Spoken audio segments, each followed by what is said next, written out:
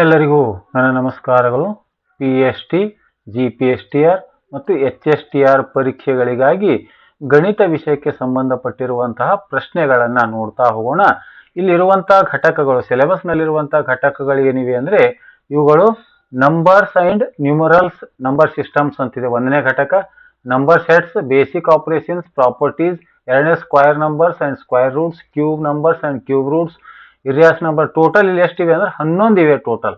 4ನೇ ಚಾಪ್ಟರ್, 5ನೇ ಚಾಪ್ಟರ್, 6, ಇದು 7, 8, 9, 10, 11 ಚಾಪ್ಟರ್ಗಳಿವೆ. ಈ 11 ಚಾಪ್ಟರ್ಗಳಿಗೆ ಅನುಗುಣವಾಗಿ ನಾನು ಎಲ್ಲ ಘಟಕಗಳಿಗೆ ಒಂದೊಂದು ಘಟಕದಲ್ಲಿ 5 ಪ್ರಶ್ನೆಗಳನ್ನ, ಮೊದಲಿಗೆ 5 ಪ್ರಶ್ನೆಗಳನ್ನು ತೆಗೆದುಕೊಂಡು 11 ಘಟಕಗಳ ಮೇಲೆ ಅಂದ್ರೆ 11 ಇಲ್ಲಿ 55 ಪ್ರಶ್ನೆಗಳ ಒಂದು ಪ್ರಶ್ನೆ ಪತ್ರಿಕೆಯನ್ನು ಮಾಡಿದ್ದೇನೆ.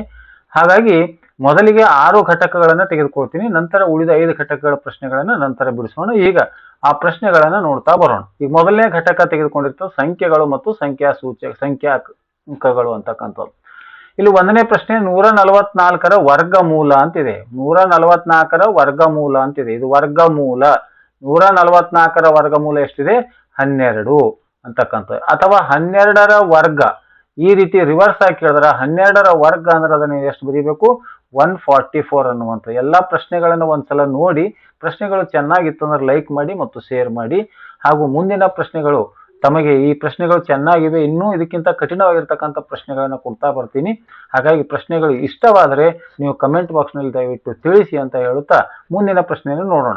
ಈ ಎರಡನೇ ಕೆಳಗಿನವುಗಳಲ್ಲಿ ಅಭಾಗಲಬ್ಧ ಸಂಖ್ಯೆ ಯಾವುದು? ಅಭಾಗಲಬ್ಧ ಅಂದ್ರೆ ಯಾವುದು P/Q ರೂಪದಲ್ಲಿ ವ್ಯಕ್ತಪಡಿಸಲು ಬರುತ್ತದೆಯೋ ಮತ್ತು PQ ಏನಾಗಿರ್ಬೇಕು? ಇವು ಝಡ್ ಗಣಕ್ಕೆ ಸೇರಿರಬೇಕು ಮತ್ತು Q ಬೆಲೆ 0ಗೆ ಸಮನಾಗಿರಬಾರದು ಅಂತ ಕಂಡೀಷನ್ ಇದೆ. ನಮ್ಗೆ ಭಾಗಲಬ್ಧ ಸಂಖ್ಯೆ ಆಗಿರ್ಬೇಕಾದ್ರೆ P ಮತ್ತು Qಗಳು ಏನಾಗಿರ್ಬೇಕಿದು? P ಮತ್ತು Qಗಳು ಝಡ್ ಗಣಕ್ಕೆ ಸೇರಿರಬೇಕು ಅಂತಕ್ಕಂಥದ್ದು. ಯಾವತ್ತು ಝಡ್ ಬೆಲೆ 0ಗೆ ಸಮನಾಗಿರಬಾರ್ದು. ಇಷ್ಟು ಕಂಡೀಷನ್ ಇದ್ರೆ ಇದನ್ನ ಭಾಗಲಬ್ಧ ಅಂತ ಕರಿತೀವಿ. ಇದನ್ನ ಹೊರತುಪಡಿಸಿ ಉಳಿದಿವೆಲ್ಲ ಅಭಾಗಲಬ್ಧ ಸಂಖ್ಯೆ. 3/5 ನೋಡಿ, ಇದು P/Q ಇದೆ. 0.25 ಅನ್ನ 25/100 ಅಂತ ಬರಿತೀವಿ. 25/100 ಅಂದ್ರೆ ಇದು P/Q ರೂಪದಲ್ಲಿ ಆಯ್ತು. ಈಗ 7 ಅಂತಕ್ಕಂಥದ್ದು 7/1. 7 ಝಡ್ ಗಣದಲ್ಲಿದೆ. ಝಡ್ ಅಂದ್ರೆ ಪ್ಲಸ್ ಆರ್ ಮೈನಸ್ 0, 1, 2, 3, 4, 5. ಈಗ 1 ಕೂಡ ಆ ಪೂರ್ಣಾಂಕಗಳ ಗಣದಲ್ಲಿದೆ. ಹಾಗಾಗಿ ಇವೆಲ್ಲವೂ ನಮಗೆ ಇವು 3 ಭಾಗಲಬ್ಧ ಸಂಖ್ಯೆ ಇವೆ. ಹಾಗಾಗಿ √2 ಅನ್ನೋದೇನಿದೆ, ಇದು ಅಭಾಗಲಬ್ಧ ಸಂಖ್ಯೆ ಅನ್ನುವಂತಹ ಉತ್ತರ. ಇನ್ನು 5ರ ಘಾತ 3 ಅಂದ್ರೆ 5ಅನ್ನ 3 ಬಾರಿ ಗುಣಿಸು ಎಂದರ್ಥ. 5ರ ಘಾತ 3 ಅಂದ್ರೆ 5ಅನ್ನ ಘಾತ ಸಂಖ್ಯೆ ಎಷ್ಟಿದೆ ಅಷ್ಟು ಬಾರಿ ಅದನ್ನ ಬರ್ಕೊಂಡು ಗುಣಾಕಾರ ಮಾಡಬೇಕು. ಬರ್ತಕ್ಕಂಥ ಉತ್ತರ 125 ಅನ್ನುವಂಥ ಉತ್ತರ. ಇನ್ನು 216ರ ಘನಮೂಲ ಅಂತ, ಇದು ಕರಣೀಯ ಕ್ರಮ ಅಂತ ಬರೀತೀವಿ. ಇಲ್ಲಿ ಇರ್ತಕ್ಕಂಥ ಇದು ಘನಮೂಲ ಅಂತ ಓದ್ತೀವಲ್ಲ, ಅದನ್ನ ಅಲ್ಲಿ 3ಕ್ಕೆ ನಾವು ಏನಂತೀವಿ ಅಂದ್ರೆ ಕರಣೀಯ ಕ್ರಮ ಅಂತ ಕರಿತೀವಿ. ಹಾಗಾಗಿ 216ರ ಘನಮೂಲ ಎಷ್ಟು? 6 ಅಂದ್ರೆ 6ರ ಘಾತ 3 ಯಾವ ಸಂಖ್ಯೆಯನ್ನ 3 ಬಾರಿ ಗುಣಿಸಿದಾಗ ಅದು 216 ಬರುತ್ತೋ, ಹಾಗಾಗಿ ಬಂತು ಅಂದ್ರೆ ಆ 216ರ ಘನಮೂಲ ಎಷ್ಟಾಗುತ್ತೆ? 6.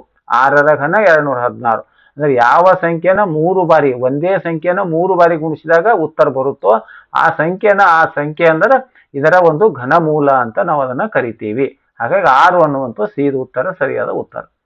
ಇನ್ನ ಮುಂದಿನ 5ನೇ ಪ್ರಶ್ನೆ 24-36ರ ಗರಿಷ್ಠ ಸಾಮಾನ್ಯ ಅಪವರ್ತಕ HCF ಅಂದ್ರೆ ಈ ಎರಡೂ ಸಂಖ್ಯೆಗಳನ್ನ ಭಾಗಿಸುವ ಅತ್ಯಂತ ಗರಿಷ್ಠ ಸಂಖ್ಯೆನೇ ನಾವು HCF ಅಂತೀವಿ, ಹೈಯೆಸ್ಟ್ ಕಾಮನ್ ಫ್ಯಾಕ್ಟರ್.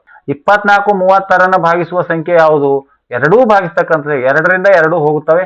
3 8 24, 3 12 36, 4 6 24, ಆಮೇಲೆ 4 9 36 ಅಂತ ಹೋಗ್ತದ. 4 1 4 9 ಹೋಗ್ತದ. ಆ ನಂತರ 4 ಆದ ನಂತರ ನೆಕ್ಸ್ಟ್ 6ರಿಂದ ಹೋಗ್ತದ. 6 4 24, 6 6 36, 7 8 3 24, 8ರಿಂದ 36 ಹೋಗೋದಿಲ್ಲ. ಆಮೇಲೆ 9 10 12ರಿಂದ ಹೋಗುತ್ತೆ. ಇದು 12 3 36, 12 24, 12 3 36. ಅಂದ್ರೆ ಸಾಮಾನ್ಯ ಅಪವರ್ತನಗಳು ಇವೆರಡನ್ನ ಭಾಗಿಸುವ ಗರಿಷ್ಠ ಸಾಮಾನ್ಯ ಅಪವರ್ತನ ಯಾವ್ದಿದೆ? ಇಲ್ಲಿ 12 ಅಂತಿದೆ. ಹಾಗೆ ಗರಿಷ್ಠ ಸಂಖ್ಯೆನೇ ನಾವು HCF ಅಂತ ಕರಿತೀವಿ. ಹಾಗಾಗಿ ಈ ಪ್ರಶ್ನೆಗೆ ಸರಿಯಾದ ಉತ್ತರ 5ನೇದಕ್ಕೆ ಸಿ ಇದು ಅಂತ ನೋಡ್ರಿ. 2ನೇ ಘಟಕ ಸೆಟ್ಸ್, ಮ್ಯಾಟ್ರಿಸಸ್ ಅಂಡ್ ಸ್ಟ್ಯಾಟಿಸ್ಟಿಕ್ಸ್ ಅಂತಿದೆ. ಈ ಘಟಕದ ಮೇಲೆ, ಮೊದಲನೇ ಘಟಕದ ಮೇಲೆ 5 ಪ್ರಶ್ನೆಗಳು, ಈ ಘಟಕದ ಮೇಲೆ 5 ಪ್ರಶ್ನೆಗಳು. ಈಗ 6ನೇದು A = 1 2 3 4 ಆಗಿದ್ರೆ ಎ ಯಲ್ಲಿರುವ ಅಂಶಗಳ ಸಂಖ್ಯೆ, ಇದರಾಗಿರ್ತಕ್ಕಂಥ ಯಾವುದೇ ಒಂದು ಗಣದಲ್ಲಿರುವಂತಹ ಅಂಶಗಳನ್ನ ನಾವು ಗಣಾಂಶಗಳು ಅಂತ ಕರಿತೀವಿ. ಆ ಎ ಯಲ್ಲಿರುವ ಗಣಾಂಶಗಳ ಸಂಖ್ಯೆ ಎಷ್ಟು ಅಂದ್ರೆ ಎಷ್ಟಿವೆ? ಇವು ಟೋಟಲ್ ಎಣಿಸಿದಾಗ 4. ಹಾಗಾಗಿ 6ನೇ ಪ್ರಶ್ನೆಗೆ ಸಿ ಇದು ಸರಿಯಾದ ಉತ್ತರ. ಅಂದ್ರೆ ಖಾಲಿ ಸಮೂಹವನ್ನ ಶೂನ್ಯ ಗಣ ಅಂತ ಕರಿತೀವಿ. ಶೂನ್ಯ ಗಣದ ಸಂಕೇತ ಇದು ಇದೆ, ಅಥವಾ ಈ ರೀತಿಯಾಗಿನೂ ಕೂಡ ಶೂನ್ಯ ಗಣವನ್ನು ಈ ರೀತಿಯಾಗಿನೂ ಬರೀಬಹುದು. ಬಟ್ ಇದ್ರ ಒಳಗೆ ಏನಾದ್ರೂ ಬರೆದ್ರೆ ಅಲ್ಲಿ ಗಣಾಂಶ ಇದೆ ಅಂತ ಆಗುತ್ತೆ, ಖಾಲಿ ಗಣ ಆಗೋದಿಲ್ಲ. ಹಾಗೆ ಶೂನ್ಯ ಗಣದ ಸಂಕೇತ ಬಿ, ಅದು ಸರಿಯಾದ ಉತ್ತರ. ಇದು ಬರೆದಿದ್ದಾರೆ, ಒಂದಿದೆ ಅಂದ್ರೆ ಅದರಲ್ಲಿ ಗಣಾಂಶ ಇದೆ. ಇದು ವಿಶ್ವಗಣ ಇದೆ, ಇದು ಸ್ವಾಭಾವಿಕ ಸಂಖ್ಯೆ ಇದೆ. 2x3 ಮ್ಯಾಟ್ರಿಕ್ಸ್ ನಲ್ಲಿ ಎಷ್ಟು ಅಂಶಗಳಿರ್ತವೆ ಅಂದ್ರೆ 2x3 ಅಂದ್ರೆ ಆ 2 ಅಡ್ಡ ಸಾಲುಗಳು ಮತ್ತು 3 ಕಂಬ ಸಾಲುಗಳು. 2x3 ಅಂದ್ರೆ 2 ಅಡ್ಡ ಸಾಲುಗಳು, 3 ಕಂಬ ಸಾಲುಗಳು ಇರ್ತಾವೆ. 3 ಕಂಬ ಸಾಲುಗಳು ನೋಡಿ ಎಷ್ಟಿರ್ತವೆ, ಚುಕ್ಕಿ ಬಿಂದುಗಳು ಕಲ್ತೀವಿ. 3 3 6 ಅಂತಂದ್ರೆ ಇದನ್ನ ಗುಣಾಕಾರ ನೋಡ್ಬೇಕು. 2 3 6 ಅಂತ. ಒಟ್ಟು ಅಂಶಗಳ ಸಂಖ್ಯೆ ಎಷ್ಟು? 6 ಅಂತ. ಇಲ್ಲಿ ಕೆಳಗಡೆ ಉತ್ತರ ಕೂಡ ಕೊಡಲಾಗಿದೆ. ಇಲ್ಲಿ 2 4 6 8 10ಗಳ ಸರಾಸರಿ ಎಷ್ಟು ಅಂದ್ರೆ ಈ ಎಲ್ಲಾ ಮೌಲ್ಯಗಳನ್ನ ಕೂಡಿಸಿ ಅವು ಎಷ್ಟಿವೆ ಅಷ್ಟರಿಂದ ಭಾಗಾಕಾರ ಮಾಡಬೇಕು. 10 8 6 4 2 ಕೂಡಿಸಿದಾಗ 30 ಬಂತು. ಒಟ್ಟು ಸಂಖ್ಯೆಗಳು 1 2 3 4 5 ಅಂದ್ರೆ 5ಇಂದ ಭಾಗಿಸಿದಾಗ 5 ಅಂದ್ರೆ 5, 5 6 30 ಅಂದ್ರೆ ಸರಾಸರಿ ಎಷ್ಟು ಬಂತು? ಉತ್ತರ 6. ಹಾಗಾಗಿ ಬಿ ಆಪ್ಷನ್ ಸರಿಯಾದ ಉತ್ತರ. ಇನ್ನು 10ನೇ ಪ್ರಶ್ನೆ, ಮಧ್ಯಾಂಕ ಅಂದ್ರೆ ಏನು ಅಂದ್ರೆ ಕೊಟ್ಟಿರುವ ಸಂಖ್ಯೆಗಳನ್ನ ಏರಿಕೆ ಕ್ರಮದಲ್ಲಿ ಬರೀಬೇಕು. ಫಸ್ಟ್ ಕೆಲಸ, ಅಥವಾ ಇಳಿಕೆ ಕ್ರಮ. ಏರಿಕೆ ಅಥವಾ ಇಳಿಕೆ ಕ್ರಮದಲ್ಲಿ ಬರೀಬೇಕು. ಈ ಕಡೆನೂ ಒಂದು ಸಂಖ್ಯೆ, ಈ ಕಡೆನೂ ಒಂದು ಸಂಖ್ಯೆ, ಮಧ್ಯದಲ್ಲಿ ಇರ್ತಕ್ಕಂಥ ಸಂಖ್ಯೆ ಇದು ತೆಗೆದ ನಡಬರ್ಕ್ ಉಳಿದಿರ್ತಕ್ಕಂಥ ಸಂಖ್ಯೆ ಏನಾಗಿರ್ತದೋ ಮಧ್ಯಾಂಕ. ಒಂದ್ ವೇಳೆ 2 ಅಂಕಿ ಉಳಿದಿದ್ದು ಅಂದ್ರೆ ಆ ಕಡಿ ತೆಗೆದ ಮೇಲೆ 2 ಅಂಕಿಗಳು ಉಳಿದಿ ಅಂದ್ರೆ ಅವೆರಡನ್ನ ಕೂಡಿಸಿ /2 ಅನ್ನ ಮಾಡಬೇಕು. ಹಾಗಾಗಿ ಮಧ್ಯದಲ್ಲಿ ಉಳಿದಿರ್ತಕ್ಕಂಥ ಸಂಖ್ಯೆನೇ ಮಧ್ಯಾಂಕ. ಹಾಗಾಗಿ ಇದು ಉತ್ತರ ಬಿ, ಇದು 7 ಅನ್ನುವಂತ. ಇಲ್ಲಿ ಮತ್ತೆ 6ನೇ ಸಿ, 7ನೇ ಬಿ, 8ನೇ ಬಿ, 9ನೇ ಬಿ, 10ನೇ ಬಿ ಅನ್ನುವಂತ ಉತ್ತರಗಳನ್ನ ಇಲ್ಲಿ ಉತ್ತರಗಳು ಕೂಡ ನಂತರದಲ್ಲಿ ಕೊಡಲಾಗಿದೆ. ಈಗ 3ನೇ ಘಟಕ ನೀವು ಅಲ್ಲಿ ನೋಡ್ಕೊಳ್ಬಹುದು. ಪರ್ಮ್ಯುಟೇಷನ್ಸ್ ಅಂಡ್ ಕಾಂಬಿನೇಷನ್ಸ್ ಅನ್ನುವಂತ ಘಟಕ ಇದೆ. 4 ಫ್ಯಾಕ್ಟೋರಿಯಲ್ ಅಂತ. ಇದನ್ನ ಓದ್ಬೇಕು ಹೆಂಗ? ಫ್ಯಾಕ್ಟೋರಿಯಲ್. 4 ಫ್ಯಾಕ್ಟೋರಿಯಲ್ ಬೆಲೆ ಎಷ್ಟು? 4 ಫ್ಯಾಕ್ಟೋರಿಯಲ್ ಅಂದ್ರೆ 4ರಿಂದ 1ರವರೆಗೆ ಬರ್ಕೊಂಡು ಅವೆಲ್ಲ ಸಂಖ್ಯೆಗಳನ್ನ ಕೂಡಿಸ್ಬೇಕು. 4 3 2 1. 4 3 12 12 24 24 1 24 ಅಂದ್ರೆ ಸಿ ಆಪ್ಷನ್ ಸರಿಯಾದ ಉತ್ತರ. ಇನ್ನು 5 ವಸ್ತುಗಳನ್ನು 5 ಫ್ಯಾಕ್ಟೋರಿಯಲ್ ರೀತಿಯಲ್ಲಿ ಜೋಡಿಸಬಹುದು. ಜೋಡಿಸುವುದು ಕ್ರಮಯೋಜನೆ, ಆಯ್ಕೆ ಮಾಡುವುದು ವಿಕಲ್ಪ. ಇದು 5 ಫ್ಯಾಕ್ಟೋರಿಯಲ್ ಮತ್ತೆ ಸೇಮ್ ಇದೆ. 5 4 3 2 ಗುಣಾಕಾರ ಮಾಡಿದ್ರೆ 120. ಹಾಗೆ ಸರಿಯಾದ ಉತ್ತರ ಇಲ್ಲಿ ಯಾವುದು? ಡಿ ಆಪ್ಷನ್ ಅಂತ. ಈ 5C2 ಅಂತಿದೆಯಲ್ಲ, ಈ 5C2 ಅಂತಂದ್ರ ಇದು 5C2 ಅಂತಿದೆ. ಇದಕ್ಕೊಂದು ಸೂತ್ರ ಇದೆ, NCN ಅಂತಕ್ಕಂಥ. NCR ಅಂದ್ರೆ ಇದಕ್ಕೆ ಸೂತ್ರ ಏನದೆ ಅಂದ್ರೆ n ಫ್ಯಾಕ್ಟೋರಿಯಲ್ ಭಾಗಿಲೆ n ಮೈನಸ್ ಆರ್ ಫ್ಯಾಕ್ಟೋರಿಯಲ್ ಅಂತಿದೆ. ಆರ್ ಫ್ಯಾಕ್ಟೋರಿಯಲ್ ಮತ್ತೆ ಆರ್ ಫ್ಯಾಕ್ಟೋರಿಯಲ್ ಅಂತಿದೆ. ಇಲ್ಲಿ ಆರ್ ಅಂದ್ರೆ ಇದು ಆರ್ ಬೆಲೆ 2, n ಬೆಲೆ 5. ಅದನ್ನ ಆದೇಶಿಸಿದಾಗ ನಮಗೆ 5 ಫ್ಯಾಕ್ಟೋರಿಯಲ್ ಅನ್ನ ಬಂತು. ಕೆಳಗಡೆ 5 ಯಾರಂದ್ರೆ 2, 5ರಲ್ಲಿ 2 ಕಳೆದ್ರೆ 3 ಫ್ಯಾಕ್ಟೋರಿಯಲ್, 3 ಫ್ಯಾಕ್ಟೋರಿಯಲ್ ಮತ್ತೆ ಆರ್ ಅಂದ್ರೆ ಎಷ್ಟು? 2 ಫ್ಯಾಕ್ಟೋರಿಯಲ್. ಈಗ ದೊಡ್ಡ ಸಂಖ್ಯೆ ಯಾವ್ದಿದೆ ಅಂದ್ರೆ 3 ಫ್ಯಾಕ್ಟೋರಿಯಲ್ ಇದೆ. ಹಾಗಾಗಿ 5 4 ಬರೆದ 5 4 ಬರೆದು ಮುಂದೇನು ಬರೆಯೋಣ? 3 ಫ್ಯಾಕ್ಟೋರಿಯಲ್ ಅಂತ ಇರುತ್ತಲ್ಲ, 3 ಫ್ಯಾಕ್ಟೋರಿಯಲ್ ಮುಂದಿನ ಉಳಿತು. 5ರಿಂದ 1 ತನಕ ಬರೀಬೇಕು. ಇಲ್ಲಿ 3ರಿಂದ ಇಟ್ಟೆವು. ಕೆಳಗಡೆ ಇರ್ತಕ್ಕಂಥ 3 ಫ್ಯಾಕ್ಟೋರಿಯಲ್ ಹಂಗೆ ಇಟ್ಟಿನಿ. 2 ಇಂಟು 2 ಫ್ಯಾಕ್ಟೋರಿಯಲ್ 2 ಇಂಟು 1. ಇದು ಯಾಕೆ ಹಂಗೆ ಇಟ್ಟಿನಿ ಅಂತಂದ್ರೆ ಇದು 3 ಫ್ಯಾಕ್ಟೋರಿಯಲ್ ಮತ್ತು 3 ಫ್ಯಾಕ್ಟೋರಿಯಲ್ ಹೋಯ್ತು. 2 ಅಂದ್ರೆ 2 ಎಳೆ 4 ಅಂದ್ರೆ 5 ಎಳೆ ಎಷ್ಟು? 10 ಅನ್ನುವಂತಹ ಉತ್ತರ. ಅಥವಾ ಇಲ್ಲಿ ಆರ್ ಬೆಲೆ ಎಷ್ಟಿರುತ್ತೋ ಅಷ್ಟನ್ನ 2 ಸಲ ಬರ್ಕೊಳ್ಬೇಕು. 5C2 ಇದ್ರೆ n ಬೆಲೆ ಎಷ್ಟಿರುತ್ತಲ್ಲ, ಆರ್ ಬೆಲೆ ಎಷ್ಟಿರುತ್ತೋ ಅಷ್ಟು ಬಾರಿ ಗುಣಿಸ. ಉದಾಹರಣೆ 6C3 ಇತ್ತಂದ್ರೆ 6ರಿಂದ 3 ಸಲ ಬರೀಬೇಕು. 6 1 ಸಲ, ಅದಕ್ಕಿಂತ ಕಡಿಮೆ 1 ಸಲ, 2 ಸಲ, ಅದಕ್ಕಿಂತ ಕಡಿಮೆ 1 ಸಲ, 4 ಅಂತ. ಆರ್ ಬೆಲೆ 3 ಇದ್ರೆ 3 ಇಂಟು 2 ಇಂಟು 1 ಅಂತ ಅದನ್ನ ಬಿಡಿಸ್ಕೊಳ್ಬೇಕು. ಇದನ್ನ ಛೇದ ಹೊಡೆದ ಬರ್ತಕ್ಕಂಥ ಉತ್ತರ. ಇನ್ನು 14ನೇ ಪ್ರಶ್ನೆ, 6 ವಿದ್ಯಾರ್ಥಿಗಳಲ್ಲಿ ಒಬ್ಬ ಅಧ್ಯಕ್ಷ ಹಾಗೂ ಒಬ್ಬ ಕಾರ್ಯದರ್ಶಿ. 6 ವಿದ್ಯಾರ್ಥಿಗಳಿದ್ದಾರೆ. 6 ವಿದ್ಯಾರ್ಥಿಗಳಲ್ಲಿ ಒಬ್ಬ ಅಧ್ಯಕ್ಷ, ಅಂದ್ರೆ ಒಬ್ಬ ಅಧ್ಯಕ್ಷನಿಗೆ ಆಯ್ಕೆ ಮಾಡಿದೆವು ಒಂದು ವಿಧ. ಇಲ್ಲಿ ಅಂದ್ರೆ 6 ಜನರಲ್ಲಿ ಒಬ್ಬನಿಗೆ ನಾವು ಅಧ್ಯಕ್ಷನ ತಗೋತೀವಿ. ತಗೊಂಡಂತ 6 ಅಂತ. 6 ಜನರಲ್ಲಿ ಒಬ್ರಿಗೆ ತಗೊಳ್ಬಹುದು. ಇನ್ನು ಉಳಿದ್ರೆ ಎಷ್ಟು ಜನ? 5 ಜನ. 5 ಜನರ ಮತ್ತೊಬ್ರಿಗೆ ಕಾರ್ಯದರ್ಶಿ ಹೋಗ್ಬೇಕು. ಇಂಟು 5 ಅಂದ್ರೆ 6 5 30 ವಿಧಗಳಲ್ಲಿ ನಾವು ತೆಗೆದುಕೊಳ್ಬಹುದು. 6 ಇಂಟು 5 ಅಂತ. ಯಾಕಂದ್ರೆ ಇವನಿಗೆ ಅಧ್ಯಕ್ಷ ತಗೊಂಡ್ರೆ 5 ಮಂದಿ ಉಳಿತಾರೆ 5 ಜನರಿಗೆ. ಅಥವಾ ಇವನಿಗೆ ಅಧ್ಯಕ್ಷ ತಗೊಂಡ್ರೆ ಇವ್ರು 5 ಅಂದ್ರೆ 6 ಇಂಟು 5. ಮತ್ತೆ 6C3 ಮೇಲ್ಗಡೆ ಹೇಳಿದೆ ಲೆಕ್ಕ ನೋಡ್ರಿ. 6 ಇಂಟು 5 ಇಂಟು 4, 3 ಇಂಟು 2 ಇಂಟು 1 ಅಂದ್ರೆ 3 7 6 6 ಹೋಯ್ತು. 5 4 20. ಸಿ ಉತ್ತರ ಸರಿಯಾದಂತ ಉತ್ತರ ಅಂತ. ಈಗ ಇದು ಘಟಕ 3 ಆಯ್ತು. ಘಟಕ 4 ಮಾಡ್ಯುಲೋ ಅರ್ಥಮೆಟಿಕ್ ಅನ್ನುವಂತ ಇದೆ. 17ನ್ನ 5ರಿಂದ ಭಾಗಿಸಿದಾಗ ಶೇಷ ಎಷ್ಟು ಅಂತ ಕೇಳಿದೆ. 17ಕ್ಕೆ 5ರಿಂದ ಭಾಗಿಸಿದ 5 3 15 ಅಂದ್ರೆ ಶೇಷ ಎಷ್ಟು ಬಂತು? 2. ಹಾಗಾಗಿ ಇಲ್ಲಿ ಬಿ ಆಪ್ಷನ್ ಸರಿಯಾದಂತ ಉತ್ತರ. ಇನ್ನು 17ನೇ ಪ್ರಶ್ನೆ 23 ಇದು ಇದೇನಿದೆ ಅಂತಂದ್ರೆ ಕೊಟ್ಟಿರ್ತಕ್ಕಂಥದ್ದು ಇದು ಮಾಡ್ ಅಂತಕ್ಕಂಥ 5 ಇದೆ. ಈಗ ಇದನ್ನ ಹೇಗೆ ಅಂತಕ್ಕಂಥದ್ದನ್ನ ಇಲ್ಲಿ ನೋಡಿದಾಗ ಇಲ್ಲಿರ್ತಕ್ಕಂಥ ಪ್ರಶ್ನೆ ಅಂದ್ರೆ ಈ 23 ಅಂತಕ್ಕಂಥ ಇಲ್ಲೊಂದು ಸಮೀಕರಣ ಟೈಪ್ 23 ಏನಿದೆ ಇಲ್ಲಿರುವಂತ ಯಾವ ಸಂಖ್ಯೆ 5ಕ್ಕೆ ಎಷ್ಟರಿಂದ ಗುಣಿಸಿ ಇಲ್ಲಿ ಬರುವಂತ ಶೇಷ ಇರುತ್ತೆ. ಅದು 5ಕ್ಕೆ ಎಷ್ಟರಿಂದ ಗುಣಿಸಿ ಇಲ್ಲಿ ಕೂಡಿಸಿದಾಗ ಅದು 23 ಬರ್ತಂದ್ರೆ 5 4 20 ಆಯ್ತು ನೋಡ್ರಿ. 23 ಬರ್ಬೇಕಿದು 23 ಬರಬೇಕು.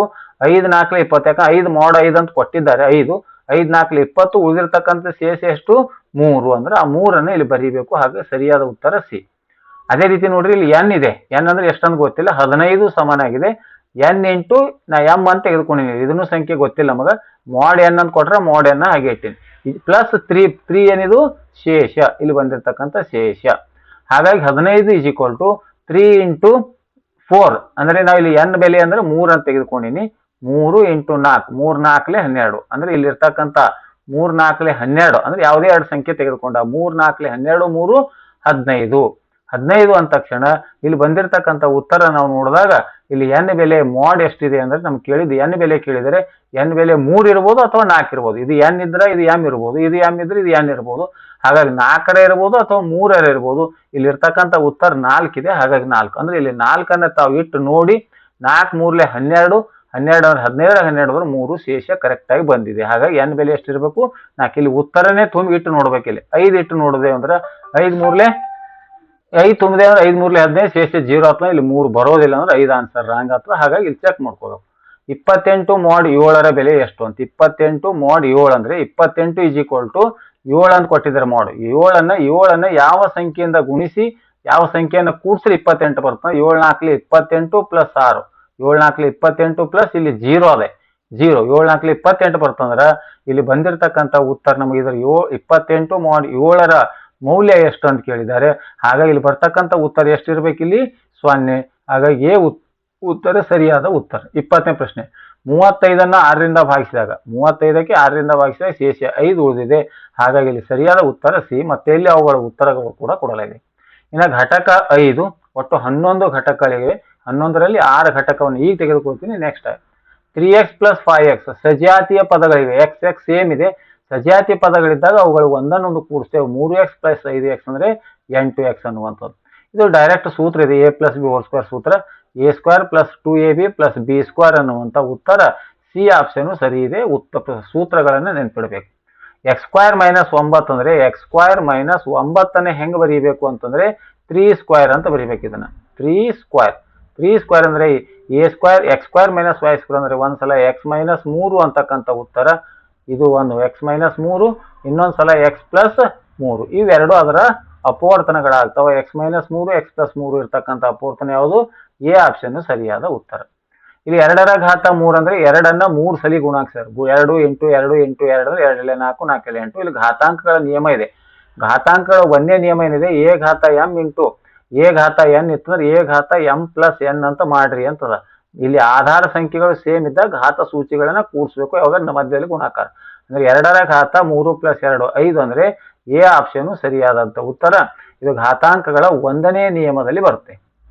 √50 ಸರಳ ರೂಪದಲ್ಲಿ ಬರ್ದಾಗ √50 ಅಂದ್ರೆ ಒಂದು ಪೂರ್ಣ ವರ್ಗ ಸಂಖ್ಯೆ, ಒಂದು ವರ್ಗ ಅಲ್ಲದ ಸಂಖ್ಯೆ. ಅಂದ್ರೆ 25 50 25 ವರ್ಗಮೂಲ 5 ರೂಟ್ನಲ್ಲಿ 2 ಉಳಿತು 5√2 ಅನ್ನುವಂಥದ್ದು ಬಿ ಆಪ್ಷನ್ ಇಲ್ಲಿ ಸರಿಯಾದಂತ ಉತ್ತರ. ಇಲ್ಲಿ ಉತ್ತರ ಕೊಡಲಾಗಿದೆ. ಇನ್ನು 6ನೇ ಘಟಕ ಮೊದಲ ಒಟ್ಟು 11 ಘಟಕದಲ್ಲಿ ಈಗ 6 ಘಟಕವನ್ನ ವಿವರಣೆ ಮಾಡ್ತಾ ಇದ್ದೀನಿ.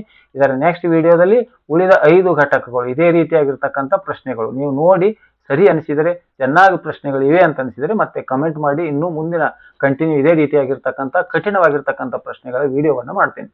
26ನೇ ಪ್ರಶ್ನೆ x + 7 = 15 ಆದರೆ x = 15 15 + 7 ಆ ಕಡೆ ಹೋದ್ರೆ -7 ಆಯ್ತು. ಅಂದ್ರೆ -7 ಅಂದ್ರೆ ಕಳೀರಿ ಎಷ್ಟು ಬರುತ್ತೆ ಉತ್ತರ 8 ಅಂದ್ರೆ ಸಿ ಆಪ್ಷನ್ ಸರಿಯಾದ ಉತ್ತರ. ಈಗ 3x = 21 ಅಂದ್ರೆ ಇದು 3 ಅಂದ್ರೆ 3 3 7 21 ಇವೆರಡು ಗುಣಾಕಾರ ಇದ್ದಾಗ ಆ ಕಡೆ ಹೋದ್ರೆ ಭಾಗಿಲೆ ಆಗ್ತದ. ಹಾಗಾಗಿ x = 7 ಅನ್ನುವಂಥ ಸಿ ಉತ್ತರ. ಈಗ 2x + 5 = 15 ಇದೆ. 2x = 15 + 5 ಆ ಕಡೆ ಒಯ್ಯಿರಿ -5 ಆಯ್ತು. -5 ಆಯ್ತು. ಈಗ x = 15ರಲ್ಲಿ 5 ಕಳೆದ್ರೆ 10 ಇವೆರಡಕ್ಕ ಗುಣಾಕಾರ ಇದ್ದಾಗ ಆ ಕಡೆ ಹೋದ್ರೆ ಭಾಗಿಲೆ ಆಯ್ತು. 2 ಒಂದಲೇ 2 5 10 ಅಂದ್ರೆ ಸರಿಯಾದ ಉತ್ತರ ಯಾವುದು 5. ಇದರ ಮೂಲಗಳು ಯಾವುವು ಅಂತ ಕೇಳಿದ್ದಾರೆ. ಈ ವರ್ಗ ಸಮೀಕರಣ ಕೊಟ್ಟಿದ್ದಾರೆ. ಇದರ ಮೂಲ ಯಾವ ಬೆಲೆಯನ್ನು ಆದೇಶಿಸಿದಾಗ ಶೇಷ 0 ಆತು ನೋಡ್ಬೇಕು. ಎಕ್ಸ್ ಬೆಲೆ 1 ತುಂಬ್ರಿ 1ರ ವರ್ಗ 1 ಮೈನಸ್ ಇದು 5 ಒಂದಲೇ 5 ಪ್ಲಸ್ 6 ಅಂದ್ರೆ ಎಕ್ಸ್ ಬೆಲೆ 1 ತುಂಬಿನಿ ಇಲ್ಲಿ 1 ಅಂದ್ರೆ 6 ಪ್ಲಸ್ 1 7 7ದಾಗ 5 ಹೋದ್ರೆ 2 ಆಯ್ತು 0 ಆಗ್ಬೇಕದು. ಎಕ್ಸ್ ಬೆಲೆ 2 y ಬೆಲೆ 2 ತುಂಬ್ರಿ 2ರ ವರ್ಗ 4 ಆಯ್ತು ಮೈನಸ್ ಎಕ್ಸ್ ಬೆಲೆ 2 ಅಂದ್ರೆ 5 2 10 ಆಯ್ತು ಪ್ಲಸ್ 6 ಈಗ ಇದು 0 ಆಗುತ್ತೆ. 6 ಪ್ಲಸ್ 4 10 10ರಲ್ಲಿ 10 ಅಂದ್ರೆ 0 ಅಂದ್ರೆ ಇದು ಉತ್ತರ ಬರ್ತಾ ಇದೆ. 3 ಒಂದು ಚೆಕ್ ಮಾಡ್ಬೇಕು.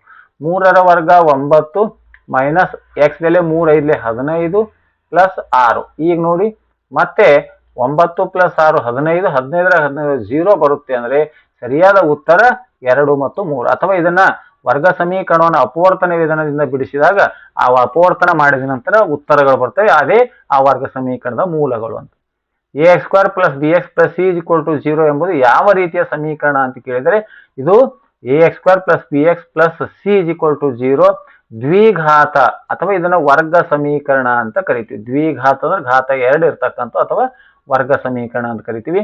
ಇಲ್ಲಿವರೆಗೆ 6 ಘಟಕಗಳನ್ನ ಕಂಪ್ಲೀಟ್ ಆಗಿ ಮುಂದಿನ ಘಟಕ 7ನೇ ಘಟಕದಿಂದ 11ನೇ ಘಟಕದವರೆಗೆ ನೆಕ್ಸ್ಟ್ ವಿಡಿಯೋದಲ್ಲಿ ಅವುಗಳನ್ನ ನೋಡೋಣ ಅಂತ ಹೇಳುತ್ತಾ ಇಲ್ಲಿರುವಂತ ಪ್ರಶ್ನೆಗಳು ಚೆನ್ನಾಗಿ ಅನಿಸಿದರೆ ಈ ಪ್ರಶ್ನೆಗಳನ್ನ ನಾನು ಹೇಳಿರ್ತಕ್ಕಂಥ ವಿವರಣೆಯನ್ನು ಚೆನ್ನಾಗಿ ತಿಳಿಸಿದರೆ ದಯವಿಟ್ಟು ಲೈಕ್ ಮಾಡಿ ಶೇರ್ ಮಾಡಿ ಅಂತ ಹೇಳ್ತಾ ಮತ್ತು ಕಮೆಂಟ್ ಬಾಕ್ಸ್ ನಲ್ಲಿ ದಯವಿಟ್ಟು ತಿಳಿಸಿ.